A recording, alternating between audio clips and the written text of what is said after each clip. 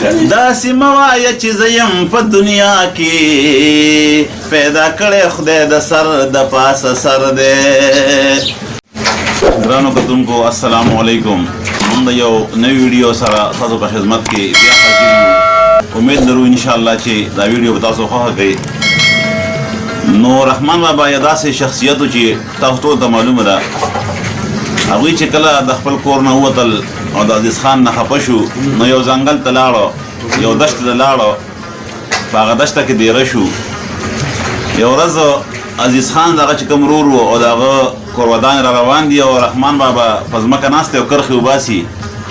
نو هغه ورندار ته خو یې پته وه. نو هغه ته چې ملنګه څه کې؟ وایي جنتونه جوړومه.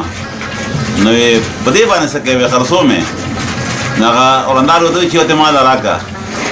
نو وایي به ټیک ښه یو ته واله په 100 روپۍ یو دی نو په 100 روپۍ باندې یو جنت یې ورکړو. نو هغه عزیز خان چې کوم هغه وخندل چې دا ښځه مې څه قمقله ده. هغه اوس لګیا دی او لکه په لاره کې کرښې اوباسي په ځمکه باندې دا وایي دا جنتونه دي. خیر کور ته راغله. چې کور ته راغله شپې له د ورورې خوب ولیده. زما دا ښځه په جنت کې ګرځي ډېره زیاته خوشحاله ده. ده ته محسوسه شوه چې یاره څه کمال خو شته. سبا ته لاړه د ملنګ عبدالرحمن پسې چې یاره ما ته یو جنت راکړه زما په کار دی. نو هغه ورته په جواب کوي چې دا د هغه چا دپاره دی چې چا لیدلی نه وي. د هغه مقصد دا و چې دا خو تا بېګا په خوب کې ولیده نو ده ځکه ما پسې راغلی. دا د نالیدلو دپاره دی. نو هغه داسې یو شخصیت و چې الله تعالی هغه له یو درجه ورکړې وه. نو د هغه یو شعر دی وی کو زما مینه پتا دا خطا نه ده بېلتا کو په بل چا د روانه ده بېلتا چې څوک د بل چا مخ ته ګوري آینه یې ناصفا د صفا نه ده کو ته سلزله زما سره جفا کړې ستا جفا واړه وفا د جفا نه ده هغه تیر شو چې مې مینه په غلا غلا کړه اوس په درس جهان رسوا د په غلا نه ده معشوقه کو په بها د سر موندې شي ما رحمان ورته ویړیا د بها نه ده. نو رحمان بابا خو داسې شاعر و داسې یو هستي وه چې الله تعالی دی الله مقام ورکړي ټول د پته ده. نو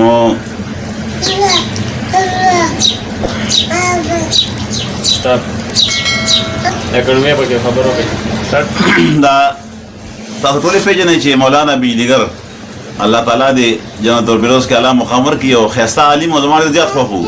ولې چې هغه به صفا صفا خبرې کولې د هر چا خوښ و. نو د هغه نه یو ورځ یو کس تپوس وکړو چې مولانا صاحب حضرت محمد مصطفی صلی الله علیه وسلم چې به څومره احادیث راغلي دي څومره بیانات دي په هغه کې لکه موږ کنځل نه دي اورېدلي نه به یې کنځلو او تاسو اکثر د ښځو پسې لکه ردې بدې وایي دا ولې. نه هغوی یو شیبه غلي شو بیا ته به جواب کوي چې ګوره د حضرت محمد مصطفی صلی الله علیه وسلم ته خو به اصحاب ناستو او زما مخې ته ټول کونیان ناست دي نو ځکه زه کنځل کوم.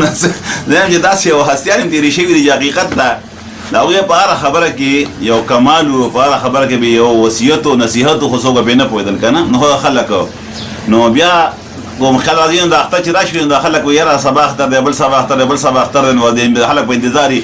ولې د روژې میاشت خو چاته نه ښکاري که نه چې روژه کله د هغه خو نه ښکاري خو اختر دا میاشت راوباسي بوریس کې مې راوباسي.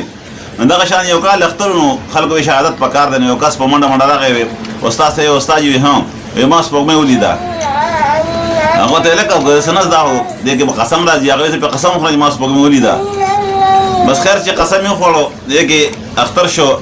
د اختر دویم ورځ خلکو تپوس کوو چې وایي یو چا میاشت ونیده تاسو څنګه سپوږمۍ سي کړه یار نظر ډېر تیز نظر دی نه دی. نو هغه ورته وخندل خدای تباه کړه وایي زما د ښځې نوم سپوږمۍ دی. نو ما خپله ښځه کور کې ولیده په دغه ټایم باندې د کور نه ووتم ما خپله ښځه ولیده ما ورته چې قسم ما سپوږمۍ ولیده که نه نو داسې خلک هم نو وایي ما د بازونو یاري کړې ما د بازونو یاري کړې دا ټپوسان دې راته نه وخي سانګونه. نو زه ورته وایم چې باز خو باز دی که نه نو دا اوس ټپوسان به ولې سانګونه وخي که نه نو باز هر ځای کې باز وي. ګوره وایي د باز د جالې د باز بچی پاسي. نو الله تعالی موږ ټول بازان جوړ کړي. نو ګرانو کتونکو الله دې په موږ باندې رحم وکړي. د معاشر هیره مې نشته رحمانه زه د داسې نازولي امتي یمه